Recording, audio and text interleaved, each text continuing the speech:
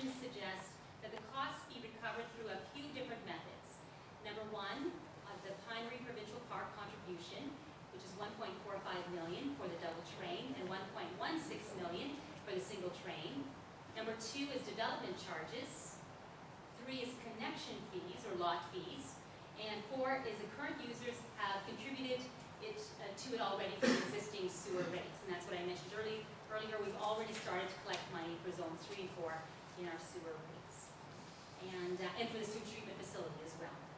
The majority of funds would have to be borrowed, and the best option is a low-interest loan from the Federation of Canadian Municipalities. In the total amount of $10 million, I believe it's a 2% interest rate. Very good interest rate. If 2 trains are not built in the sewage treatment facility under the terms of the Build Canada grant, the remaining train would be carried entirely by users unless new grant money is secured. The difference between current quotes for the single train, which is $21 million, and a double train for $26.9 million is $5,401 for the 3 municipalities, okay? So there's a difference in that between the two. And the projected capital cost, the second phase with no government funding, is as follows. And you can see that in the next slide. So if we do not have any additional grant monies and we decide not to do the second train immediately, these are the types of numbers that the treasurer has provided to us. The total cost would be $5,401,000. This is just for the single train alone, the second phase. The total cost would be $5.4 million. In 5 years, it would be $6.2 million, 6.3. In 10 years, it would be $7.2 million. Our portion at 48.4% would be $2.6 million in the current rates. In 5 years, it would be $3.0 million, and in 10 years, $3.5 million. And the total interest cost over 20 years, in 5 years, it would be $1.6 million, and in 10 years, it would be $1.8 million. And you can see the total Lantern Shore's cost for just a single train, which is the second train in the sewage treatment facility. So question number 5 is, what will the impact be on the municipal debt and debt servicing costs? The following chart outlines Lantern Shore's debt commitments up to April 2001 and the terms of service. Sorry, you might not be able to see that too. That's a bit small, isn't it? Okay, but I can just tell you where we're at right now. We're currently at $21,248,622. Now, some of these are recovered through taxation, some are through user fees, some are through parking and other concession revenues. There's a variety of ways these are recouped, okay? But we are currently at $21 million. So we have to keep that in consideration when we determine how much more debt load we can take on. Keeping in mind that we have 12,000 residents, approximately 12,000 residents. Okay, question number 6. What other costs will have to be incurred, such as the decommissioning of the existing lagoon system? Staff has indicated that Dillon Consulting's January 2009 pre-design report for the sewage treatment facility indicates that lagoons 1 and 2 are being decommissioned and converted to wetlands. Lagoon 3 is to be converted to an aerial sludge lagoon, and Lagoon 4 is the site of a new plant. These costs, as well as road access and hydro supply, are factored into the new site plan for the facility and the tender quotes. So they're all included in the total numbers. So all the decommissioning, road access, hydro are part of the numbers. It's comprehensive. Number 7, how will all the existing sewer users be impacted by the new sewage treatment facility? In light of the fact that Lantern Shore's Council determined that there would be one consistent user fee throughout the municipality by way of a council motion on October 21, 2002, all residents relying on municipal sewers will be impacted by the increased costs of new wastewater infrastructure. Number 8, what are the incremental operational costs for the new sewage treatment facility, and how will these costs be paid for? According to the South Huron Environmental Services Director, Don Giverson, the current cost of operating the lagoons is $50,000 annually. The cost of operation and life cycle replacement of wastewater infrastructure will be paid through user fees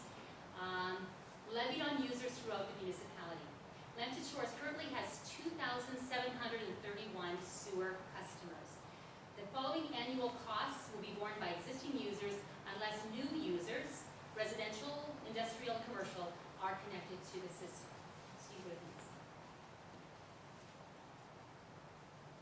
So this shows the Grand Bend Area Sewage Treatment Facility draft expense budget year 1, which is found in the Tri-Municipal Board Agreement dated July 23rd, 2010.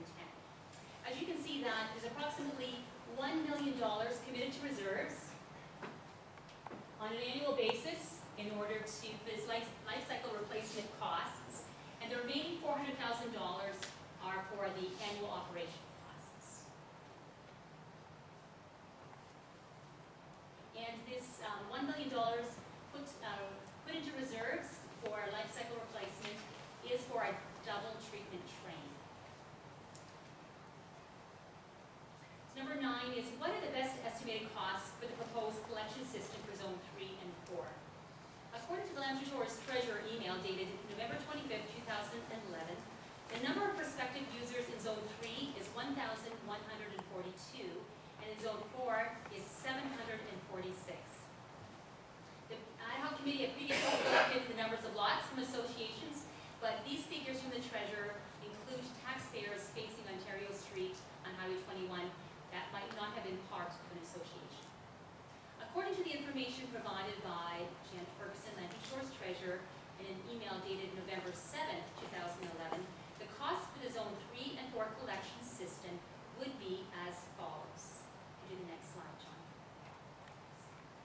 This is taken actually drawn from Dylan's presentation given at a public information center for environmental assessments for each zone. So as you can see, these numbers actually were referred to in Carl Belkey's numbers earlier today as well. So the low pressure system for Zone 3 would be approximately $24 million, and for Zone 4 it would be $9.7 million, for a total of $33.7 million. The gravity system would cost approximately $48 million, and Zone 4 would be $11.8 million, for a total of $59.8 million. And as was mentioned earlier, some of the costs we understand may be related to road replacements or road resurfacing of some sort, because there'd be so much more disruption to the ground with the gravity system. So, and the Zone 4 costs apparently, according to the Treasurer, incorporate the cost of the force main, which is $1 million, which has already been constructed and does not consider any grants at this time. So number 10 is, what is the potential for funding from the federal and provincial governments for the proposed collection systems and potential alternative treatment or enhancements of existing on-site systems? At this point, there is no indication that there will be any grants or loans from the federal or provincial governments. However, it's always prudent to have environmental assessments and project designs completed in the event that unexpected monies may become available. The Arkell Center at the University of Guelph has also expressed interest in utilizing Zone 3 and Zone 4 as a pilot project in tertiary system testing. In the past, the Arkell Center has been successful in securing government grant monies for such projects, but no commitment has been made from Lambton Shores. Number 11, what options do Lambton Shores have in financing the costs for the proposed collection systems? According to November 2011 email from Lambton Shores Treasurer, Janet Ferguson, a typical collection system is funded by the benefiting property owners and done through the local improvements section of the Municipal Act. This, however, has yet to be confirmed by Council. Number 12 is, what are the potential costs to homeowners in Zones 3 and 4? So there's, go to the next slide. These are the potential costs. First of all, there are lot fees, somewhere between $10,000 and $45,000. Now, as we see here, we have some estimates provided by Dylan in October 2009 Public Information Center, suggesting that the frontage and connection costs in a gravity system